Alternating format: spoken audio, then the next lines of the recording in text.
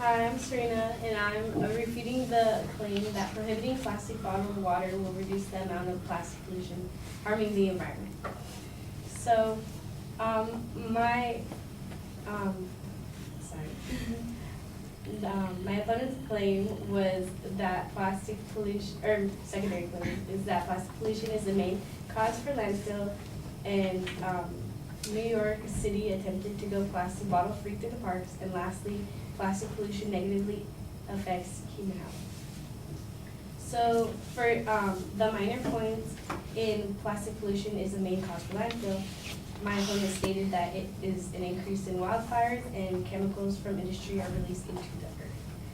So for it is increased risk of wildfires, I would like to state that 84% of wildfires, according to NPR.org, is intentionally set by humans and not plastic. So it almost completely, all wildfires are set by humans intentionally. So we are unable to prevent them unless we are more educated on the devastation that it can bring, and not plastic. And then for chemicals from the industries that are released into the earth, about 187 other chemicals, according to the Environmental Protection Agency, are released into the environment, and not all of them are plastic. A good amount of them are greenhouse gases, actually, and they're related to global warming rather than plastic production. Greenhouse gases are a bigger threat than the chemicals in plastic, so that's a very notable point. Also, the sources that she used did not support her argument. I could not find anything, any evidence that she used a source for plastic starting wildfires. For New York City attempting to go bottle free through the parks, I would like to say that it's the 4th largest state in the US, so the population size could have a big impact on the numbers that she was presenting.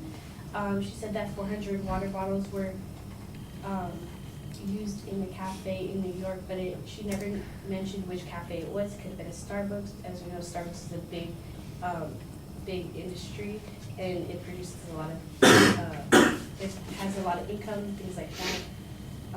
With New York having about 19.8 million people, it's most likely going to be a larger number.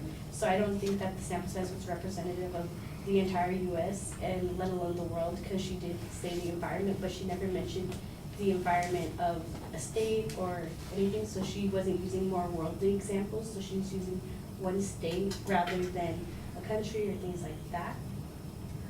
Also, she used one of her this example specifically was from the New York Times. So it was an article from just a standard newspaper, and it had no evidence from actual laws or things like that. She also said that pesticides polluting water would hurt the food chain, and it kind of went off topic. It wasn't really connected to that. And then I'd like to point out that tourists in New York are a big polluter. So tourists in general pose a great threat to the environment because of the trash they bring with them. A lot of them have carry-alongs, so most of the food and things that they have are bought rather than made from home. So this is also a big factor in the example. I would also like to suggest that rather than completely getting rid of water bottles, that we actually use biodegradable plastic water bottles. That way we will not be hurting the economy or getting rid of jobs, because it's noteworthy that 954,000 jobs in 2015 alone were contributed by the plastic industry, and it got about $418.4 billion dollars for the economy. So without that, we would have it would have a huge economic impact and a lot of lost jobs. The third claim was that plastic pollution negatively impacts human health. She pointed out that it is linked to cancer, but it is also noteworthy from the Cancer Society. They said that a good amount of your lifestyle habits and things like that are also related to cancer, and human defects are also related to mutations, so we can't really control that. It's out of our control. Of course, exposure to chemicals has that effect, but there are chemicals in other places, just like in the grass, like with pesticides and things like that. And she used madesafe.org as an evidence, and that was linked to clothing magazines such as Cosmopolitan and Teen Vogue. So it was not very credible. And yeah, so in conclusion, I'd like to propose that rather than banning plastic water bottles, we use biodegradable ones. And I'd like to point out that some of her evidence was not very credible. Thank you.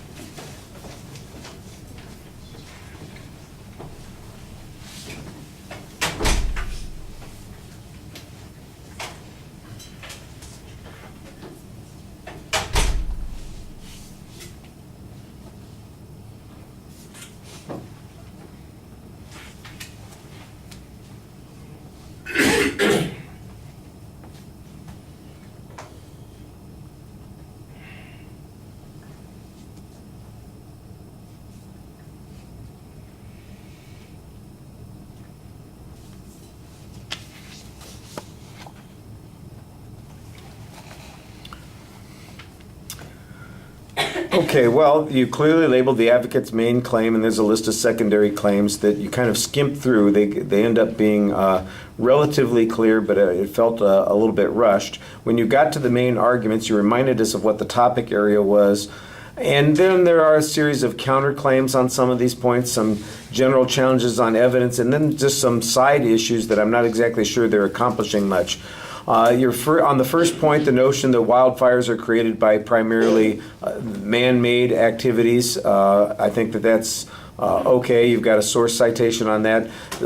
You do challenge at the bottom the lack of evidence that plastic bottles are responsible for the wildfires. It seems to me like that was their first claim, or that was the claim on this particular point. That's the main claim that you're dealing with. I think you would want that challenge first and then present your counterclaim afterwards. It might make a little bit of sense. Then your next argument on this particular point seems to be that there's really a lot of other environmental issues that we have to worry about. So I guess you're trying to put it in perspective that the plastic is the least of our worries. It's the things that produce the greenhouse gases that we ought to be worrying about, and plastic is not one of those things. At least you don't suggest that it's one of those things. I'm not sure that you've exactly excluded from that list of possible risks. The second point is, I think, a little bit, this is maybe where the argument is the weakest, because you basically are making some general presses about using New York City and the state of New York as an example, and you've got okay arguments. The population issue. You're suggesting it's not particularly representative. Your criticism of the New York Times quote is that, well, it doesn't refer to any laws. I had no idea what argument you were trying to make there. Apparently there was a pesticide argument here. You're suggesting that their argument about pesticides goes off topic. I would agree if that was part of that argument. That seems to be not relevant to the particular topic. But I'm still trying to figure out how tourists have anything to do with the bottles of water or the bottles that are being used in New York City.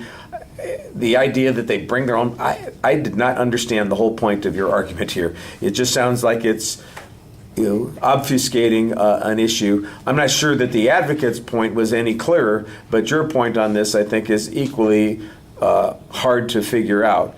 There is a counterclaim here that suggests that alternatives would be more desirable than getting rid of bottles, and that's a semi-policy argument. If the advocate made a semi-policy argument, then I think that's a reasonable press to make. I didn't hear any evidence on biodegradable plastic water bottles, and we need to have some of that information. You suggest that there's a large industry that supports these plastic bottles, and you've got some quantification of jobs and the impact on the economy in terms of billions of dollars. I think that that's a good counterclaim, although it's mostly an argument for a policy, not an argument about whether or not plastic bottles represent a particular threat. And then on the human health issue, again, you've got this generic statement about the risks that come from all kinds of things in the environment and classifying the plastic bottles as being particularly dangerous. I think there's a good press to be made here that says the advocate didn't show you what the level of risk is, how likely anybody developing diseases as a result of exposure to pollutants that come from plastic bottles. There's not a case that they can point to where we know that it's clearly a result of contamination as a result of plastic being leached into the environment from plastic bottles. I think those are the kinds of presses that you want to make. You're simply saying, well, you can get cancer from anything. I'm not exactly sure that that's a convincing response on that point. So I thought your arguments on the first point were the strongest. The second point were mostly confusing. And the third point, there's a question of relevance on the biodegradable bottles and the jobs. And then there's the issue of, all you're trying to do is diminish this argument on the third point. And it's okay, but I think there are better answers. All right, thank you.